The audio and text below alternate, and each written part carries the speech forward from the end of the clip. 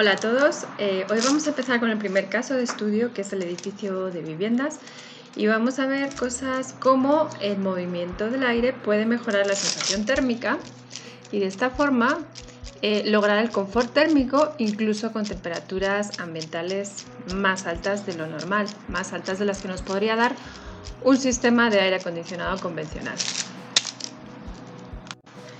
Bueno, pues para empezar vamos a definir o describir cómo es el edificio y también vamos a definir cuáles van a ser los 7 casos que vamos a simular. El primer caso va a ser el caso base, que es el proyecto arquitectónico tal y como está definido por el arquitecto, y los otros 6 casos que simularemos van a ser variantes sobre este caso base, de modo que lo que vamos a obtener son resultados para cada una de estas variantes o propuestas de mejora. Esto es lo que se conoce como estudio de sensitividad, porque cada una de las estrategias propuestas se van a medir los resultados por separado, no se van a ir acumulando las mejoras, sino que cada una por separado. Y por último, para acabar la presentación, haremos una descripción del clima local del sitio donde se ubica este proyecto. Si nos fijamos en la planta, es una disposición en forma de V, de forma que tenemos prácticamente 2 edificios conectados por un núcleo central, de comunicaciones verticales y servicios comunes.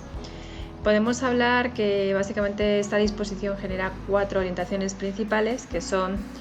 la sureste, noroeste, suroeste y nordeste. Y si se dan cuenta, cada vivienda tiene una única orientación, entonces podemos hablar de 4 tipos de viviendas, según su orientación. Y también hay otra variante que es un tipo de vivienda singular, que son los lofts o dúplex.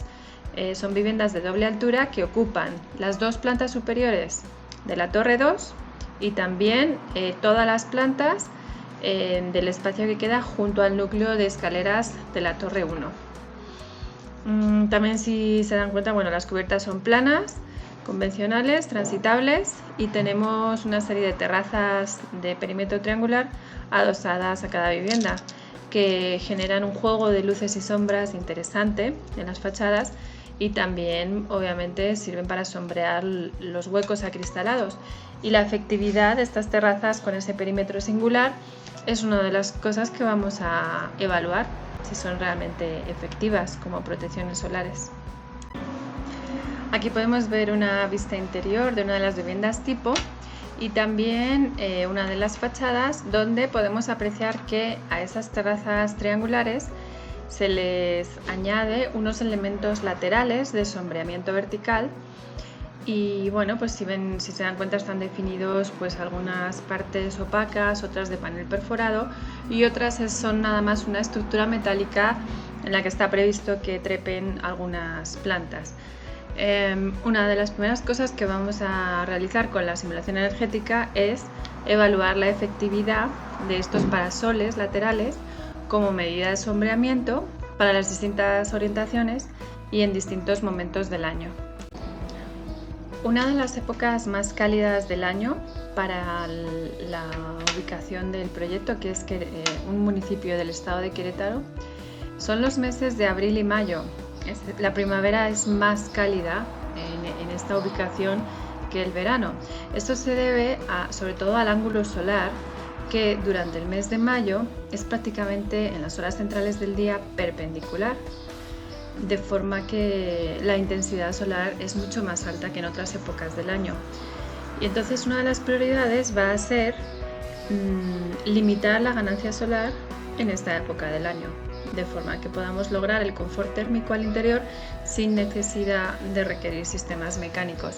Por eso, una de las primeras variantes que vamos a hacer respecto del caso base va a ser tantear un cambio de ubicación de las protecciones solares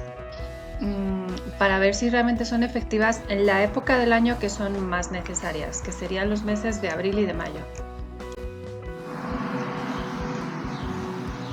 En ciertos edificios en los que la superficie acristalada de ventanas está muy expuesta a la radiación solar, las protecciones solares son una estrategia clave en cualquier diseño pasivo o bioclimático. Y por eso, aparte, después del caso 2, en el que tanteamos cuál es la posición óptima para esos parasoles verticales, también vamos a generar dos variantes que tienen como objetivo limitar la ganancia solar. El caso 4 va a ser ver cómo es el resultado del balance energético con vidrios de control solar, que son los vidrios que tienen el factor solar más bajo de un vidrio claro convencional.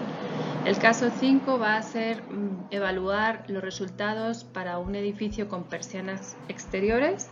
en todos los huecos acristalados, y cada una de estas medidas, por supuesto, se va a evaluar por separado, no se van acumulando los resultados, sino que todas son variantes del mismo caso base, que es el caso 1. Otras estrategias que predeciblemente mejorarán el balance energético y la sensación térmica son el caso 3, que va a consistir en incrementar el caudal de aire, el caudal de renovación de aire, de forma que se renueve, o sea, más renovaciones de aire por hora, y además esa velocidad del aire va a mejorar la sensación térmica, como vamos a ver en unos momentos. Y casos 6 y 7 consisten en incorporar aislamiento térmico en la envolvente, ya sea en muros o en cubiertas, y esto no es otra cosa que mejorar o reducir la transmitancia térmica en la envolvente, de forma que estamos frenando el flujo de calor, ya sean pérdidas o ganancias de calor a través de la envolvente. Y como les decía al principio, estos 7 casos se van a simular y se van a evaluar sus resultados de forma independiente en lo que se conoce como un análisis de sensitividad. Vamos a pasar a analizar un poco el clima local donde se ubica el proyecto. Aquí hemos seleccionado el día más frío del año y el día más cálido. El día más cálido es el 27 de mayo y podemos observar cómo las temperaturas oscilan entre una temperatura promedio mínima de 15 grados y una temperatura promedio máxima de 30 grados. La mínima se alcanza en las horas de madrugada antes del amanecer y la máxima se alcanza en las horas de por la tarde, a partir de las 2 de la tarde. Estos mismos datos climáticos los vemos reflejados en estos gráficos, y básicamente nos damos cuenta de que hay una diferencia de temperaturas entre el día y la noche que está en torno a 15 grados. Estas noches frescas en temporada de calor es algo muy propio de los climas de alta montaña. Hay que recordar que estamos ubicados aquí en el altiplano mexicano, en torno a 2000 metros sobre el nivel del mar. Entonces, a pesar de que por las tardes pueden llegar a hacer calor, durante las noches baja la temperatura considerablemente. Y esto ya nos empieza a dar algunas pistas, como que algunas estrategias que vamos a poder implementar, que van a mejorar el comportamiento o la respuesta térmica. Por ejemplo,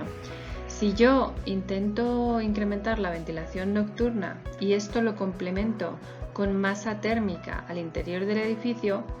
voy a tener ahí un potencial de acumulación de frío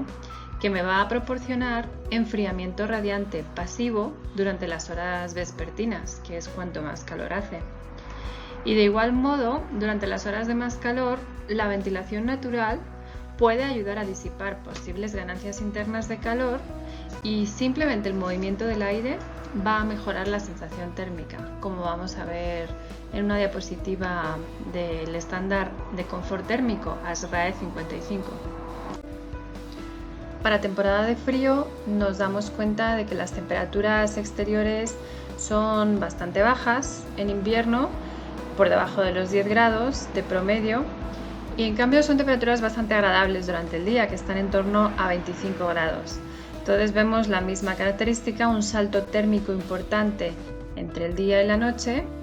y temperaturas bajas en temporada nocturna, en tiempo de noche, y agradables en tiempo de día. En las gráficas de clima para el día más frío seleccionado, observamos que la radiación solar es importante. A pesar de estar en temporada de invierno, durante las horas centrales del día tenemos un potencial de aprovechamiento de esa radiación solar que está en torno a 1 kilovatio de potencia máxima. Es posible que haya algún problema de sobreenfriamiento al interior de los espacios debido a las temperaturas nocturnas bajas, y la posible solución va a ser captar el calor diurno y acumularlo para liberarlo al interior durante las horas de frío. Entonces parece que empieza a verse claro que quizás sea acertado disponer una superficie acristalada que reciba la radiación solar por la mañana y disponer masa térmica en la orientación que reciba el sol por la tarde para poder acumular esa radiación solar vespertina y poder disponer de ese calor acumulado cuando sea necesario. Bueno, en el siguiente vídeo vamos a empezar a definir cuáles serían las características constructivas y térmicas de la envolvente de ese caso 1, que es el caso base. Hasta la próxima.